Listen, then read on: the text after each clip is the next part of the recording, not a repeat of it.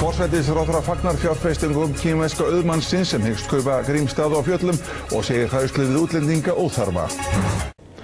Forsætisráðherra fagnar fjárfestingum kínversks auðmanns í íslenskri ferðaþjónustu og segir hræðslu við útlendinga tilefnislausa. Kínverjinn Huang Nupo vill eignast Grímsstaði á Fjöllum og verja jafnvel tugum milljarða króna til hótelbygginga hérlendis en þar til þess samþykki stjórnvalda. Jónas Margeir Ingólfsson inntir ráðherrum afstöðu þeirra.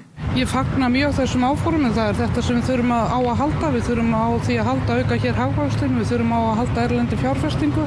Við erum með sterkt regluverk í kringu svona, ef þú mér að minnast á Kínverjan sem að ég tel að sé nægilega traust þannig að sé engar hættur þarna á ferðinni en auðvitað förum við vel yfir þetta mál en mér finnst þetta mjög ánægjulegt að við séum að sjá þarna innspýtingu í atvinnulífið.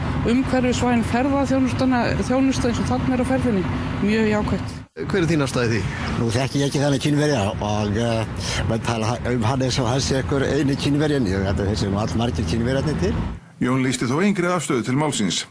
Yfirlýsingar tveggja annarra ráðherra Vinstri grænna, Svandísar Svavarsdóttur og Ögmundar Jónassonar, benda til að þau tortryggi áform Kínverjans.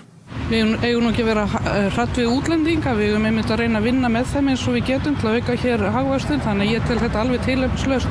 Eins og ég segi, við erum með sterkt regluverk í kringu þetta, skoðum þetta máli þetta vel og förum yfir það, en við eigum ekki að vera hrædd við útlendinga, það er einmitt að hjálpa okkur að byggja hér upp hagvöxtinn, við þurfum á því að halda. Svo hér er engin hætta á ferðinni? Engin hætta á ferðinni.